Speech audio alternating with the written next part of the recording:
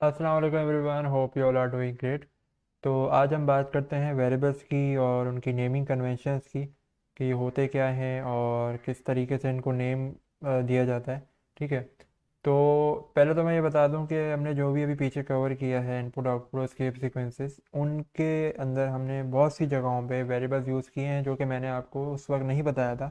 वो बस हम यूज़ कर रहे थे। ठीक है। किस तरीके से, एक एग्जांपल देता हूँ मैं। पहले हमने जब इनपुट सीखा था तो हमने इस तरीके से पढ़ा था। ठीक है। फिर उसके बाद हमने जब उसको यूटिलाइज़ किया था तो हमने उसको कुछ इस तरीके से यूटिलाइज़ किया था। तो ये क्या हो रहा है, ये बेसिकली एक वेरिएबल है ए नाम का, जिसके अंदर आपका इनपुट की वैल्यू स्टोर हो रही है। ठीक है। तो वेरिएबल कैन बी एनीथिंग जो कि आपकी वैल्यू स्टोर करे। ठीक है। और फिर उसको आप कोड में बार बार यूज़ कर सकें कहीं पे भी, किसी भी मोमेंट पे। ठीक है। एक चीज़ जो नोट करने वाली है कि भाई वेरिएबल जिस जगह पे बन रहा है या इनिशियलाइज हो रहा है, जैसे इस जगह पे वो इनिशियलाइज हुआ है, तो आप उसको उसके बाद ही यूज़ कर सकते हैं, उससे पहले नहीं कर सकते। ठीक है। ये अंडरस्टूड सी बात है। ठीक है। बट कभी कभार गलती कर देते हैं लोग, तो फिर भी मैं बता दूं। अब अगर यही स्टेटमेंट मैं ऊपर लिख दूं, तो अब यहाँ पे ऊपर वाला हिस्सा जो है वो रेड हो रहा है, नीचे वाला हिस्सा ओके, उसमें इशू नहीं है। तो ये इसलिए रेड हो रहा है क्योंकि वहाँ वहाँ तक उसको ए मिला ही नहीं। यहाँ से ऊपर तक उसको कहीं पे भी ए नाम का कोई वेरिएबल नहीं मिला, तो इसलिए वो एरर रेज कर रहा है और कोड भी ब्रेक हो जाएगा। ठीक है। तो वेरिएबल बेसिकली आपके डेटा स्टोर करने के लिए होते हैं और उनमें हम कोई ना कोई वैल्यू स्टोर करते हैं। स्टेटमेंट स्टोर नहीं करते। लाइक जैसे मैं इसके अंदर ये नहीं करूँगा कि ए इक्वल टू प्रिंट समथिंग, इस तरीके से मैं क्या कहते हैं चीज़ें सेव नहीं करूँगा वेरिएबल में, क्योंकि प्रिंट इटसेल्फ एक ऐसा स्टेटमेंट है जो कि आउटपुट वैल्यू देता है। ठीक है। तो उसको स्टोर करने की ज़रूरत नहीं, क्योंकि वो आपके कंसोल में आउटपुट आ जाता है। इनपुट एक ऐसी चीज़ है जो कि आपकी कंसोल में आउटपुट नहीं आता, बस आप टाइप करते हैं और वो कहीं अंदर चला जाता है। ठीक है। टेम्प्रेरी वेरिएबल में। तो उसके लिए हमें वेरिएबल बनाते हैं। तो ऐसी चीज़ों के लिए हम वेरिएबल बनाते हैं। ऐसी चीज़ों के लिए वेरिएबल बनाना जो कि प्रिंट स्टेटमेंट टाइप की चीज़ें जो आउटपुट दे रही हैं आपको डायरेक्टली, उनके लिए ज़रूरी नहीं होता और ना ही प्रेफरेबल होता है। बनाएंगे तो कोई इशू नहीं है, एरर नहीं आएगा, बट स्टिल एक बार बता दूं कि कोई फ़ायदा नहीं होगा। ठीक है। तो बात करते हैं वेरिएबल्स के नाम की। अच्छा, ये वेरिएबल्स हैं। स्टार्टिंग जो है वेरिएबल के नेम की, वो आपको लेटर से करनी है एनी हाउ, लेटर्स या अंडरस्कोर। ठीक है। दो पॉसिबिलिटी हैं, या तो अंडरस्कोर से कर लें या लेटर से कर लें। नंबर से कभी भी वेरिएबल स्टार्ट नहीं होगा। अगर मैं यहाँ पे 2A लिखूँ तो यहाँ पे ये रेड हो जाएगा। ठीक है। तो एक चीज़ याद रख लें कि वेरिएबल, ठीक है, या तो वो अल्फ़ाबेट से शुरू हो या आपका अंडरस्कोर से शुरू हो। नेम जो है नंबर से अलाउ नहीं है। नंबर लेकिन आप बाद में ज़रूर लिख सकते हैं। ठीक है। बाद में अगर आप लिखना चाहें, तो अगर मैं एग्जांपल दूं,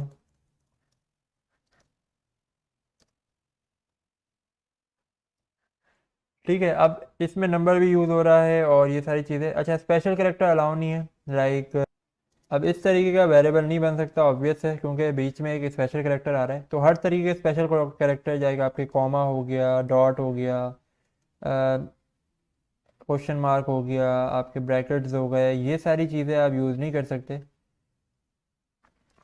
क्योंकि ये वेरिएबल के नेम में यूज़ नहीं होंगे। इस तरीके से सारे स्पेशल कैरेक्टर जो हैं वो आप यूज़ नहीं कर सकते। बस एक अलाउ है जो कि मैंने आपको बताया, अंडरस्कोर, वो भी स्टार्ट में या बीच में कहीं पे भी। ठीक है।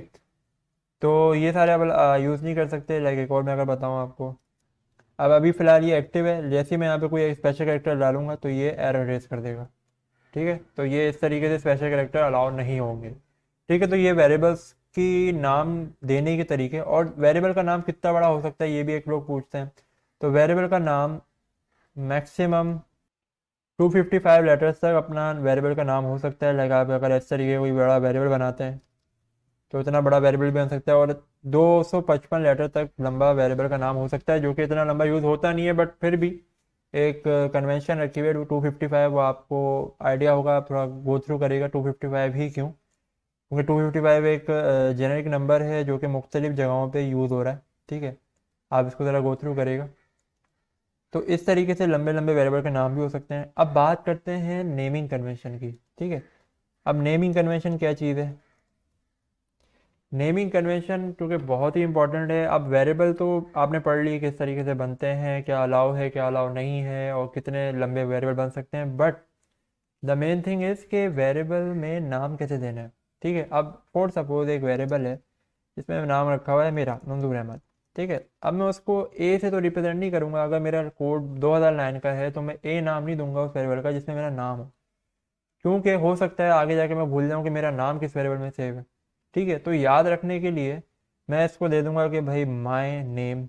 इससे मुझे याद रह गया कि मेरा जो नाम है वो इसी मिलते जुलते वेरिएबल में सेव होगा, नेम के नाम से या माय नेम के नाम से, तो ये मुझे जल्दी मिल जाएगा। ठीक है, तो कुछ भी स्टोर करें वेरिएबल में, वैल्यू उसका नाम वेरिएबल का मीनिंगफुल होना चाहिए जिस तरीके की वैल्यू है। ठीक है, अब मेरे इसमें वेरिएबल में नाम है मेरा, तो उसका वेरिएबल का नाम भी कुछ इस तरीके से होना चाहिए, माय नेम या यूर नेम या नेम या फर्स्ट नेम या फुल नेम, ये इस तरीके से मिलते जुलते नाम होने चाहिए। ठीक है, अब बीच में मैंने अंडरस्कोर बनाया, एक ऐसे भी लिख सकता था मैं। ठीक है, ये दो डिफरेंट केसेस हैं। ठीक है, एक आपका आता है कैमल केस, ये आपका स्नेक केस। ठीक है, अब स्नेक केस क्यों कह रहे हैं हम इसको, ये बेसिकली इसलिए क्योंकि यहाँ पे आप जितने भी डिफरेंट, जैसे माय और नेम दो डिफरेंट वर्ड हैं इंग्लिश के, तो उनको मिलाने के लिए आप अंडरस्कोर लगा रहे हैं, क्योंकि आप, मैंने बताया ना, स्पेस भी अलाउ नहीं है। स्पेस भी स्पेशल करेक्टर है वेरिएबल के नेम में, क्योंकि देखें माय और नेम अलग होगा, रेड हो रहा है यहाँ पे, तो अंडरस्कोर अलाउ है। तो इस तरीके से अगर अगर आप अंडरस्कोर लगा लगा के नाम वेरिएबल का बनाते हैं तो वो स्नेक केस कहलाता है। दूसरा आपका कैमल केस होता है जिसमें आप मिला जुला के लिखते हैं। ठीक है, अब दोनों अलाउ हैं, दोनों में कोई रिस्ट्रिक्शन नहीं है। ठीक है, बट एक चीज़ याद रखिएगा, अगर आप अपने प्रोग्राम में स्नेक केस वाले वेरिएबल्स के नाम यूज़ करें तो कोशिश करेंगे पूरे प्रोग्राम के अंदर स्नेक केस को ही यूज़ करें, ताकि कोड का रिप्रेजेंटेशन बहुत अच्छी हो और सामने वाले को समझना भी आसान हो। ठीक है, तो इस तरीके से कोड लिखें, या तो अगर कैमल केस यूज़ करें तो थ्रू आउट प्रोग्राम में कैमल केस यूज़ करें हर वेरिएबल के नाम के लिए। ठीक है, अच्छा, एक और होता है हमारे कॉन्स्टेंट्स। अब कॉन्स्टेंट जैसे हो गया हमारे पास पाए। ठीक है, पाई की वैल्यू हो गई 3.142, इस तरीके से जो भी, तो इनके नाम हमें देने होते हैं कैपिटल में। जो भी कांस्टेंट है ना, तो वो हमारा कैपिटल है। अच्छा, अब आप सोच रहे होंगे भाई मंजूर अहमद को भी कैपिटल कर सकता था मैं, क्योंकि ये भी तो कांस्टेंट है। देखें, वो डिपेंड करता है आपके प्रोग्राम में। अगर तो मंजूर अहमद थ्रू आउट मंजूर अहमद ही रहेगा, चेंज नहीं करना उसको, तो आप इसको इस तरीके से लिख सकते हैं। ठीक है, अब मैं ये समझता हूँ कि मेरा नाम कांस्टेंट रहेगा थ्रू आउट द प्रोग्राम, कोई चेंजेस नहीं आएंगी, तो मैं उसको कांस्टेंट बनाता हूँ, तो उसका नाम भी मैं इस तरीके से रख देता हूँ। तो जो भी कांस्टेंट है तो उनके लिए आप कैपिटल लेटर्स का यूज़ करेंगे। ठीक है, ये हमारे पास स्नेक केस हो गया, ये हमारे पास कैमल केस हो गया, ये हमारे पास सिंपल पाए कांस्टेंट वैल्यू हो गई, या जो भी। ठीक है, तो इस तरीके से हम नेम देते हैं। अब वैल्यू छोटी से छोटी हो या बड़ी से बड़ी हो, वॉट एवर जो भी हो, कोशिश करेगा नाम मीनिंगफुल हो। ठीक है, लेट से हमने एक टेम्पररी वेरिएबल बनाया जिसकी वैल्यू हमें रखनी है 2। अब ये 2 हमने कहीं आगे यूज़ करनी है, तो हम इसको दे सकते हैं कुछ भी वेरिएबल का नाम दे देते हैं। अब ये हमने जो दिया ये बिल्कुल मीनिंगलेस नेम है, तो बेहतर होगा इसको एक मीनिंगफुल बनाने के लिए, लेट से हमने कोई नाम दे दिया लाइक बेस वैल्यू या इनिट वैल्यू। इस तरीके से हमने नाम दे दिया। भले जितना छोटा वेरिएबल हो, कोशिश करेगा नाम आप पूरा दें और मीनिंगफुल नाम दें। ठीक है, तो इस तरीके से नेमिंग कन्वेंशन करी जाती है वेरिएबल्स के नेम में। ठीक है, तो होप आपको, आई होप कि आपको समझ आया हो ये। और कोई सवाल हो वेरिएबल्स के हवाले से, नेमिंग कन्वेंशन के हवाले से, या कहीं आपको नेमिंग कन्वेंशन इशू करी होंगे, अक्सर होता है कि नेम नहीं दिए जा रहे होते हैं, मुश्किल हो रहा होता है कि एक्चुअल में इसको नेम दें क्या। तो एक तो हमारे पास ये है कि आप ऑनलाइन गो थ्रू कर लें, चैट जीपीटी जैसे प्लेटफॉर्म पे आप अपने नेमिंग कन्वेंशन को हंट कर लें। दूसरा, अगर आपको कोई स्टिल समझ नहीं आ रहा तो भले कमेंट सेक्शन में आप बता दें जो भी आपको क्यूरी है इसके हवाले से। बाकी इंशाल्लाह नेक्स्ट वीडियो में आपसे मिलते हैं। जज़ाकल्लाह खैर, अल्लाह हाफ़िज़।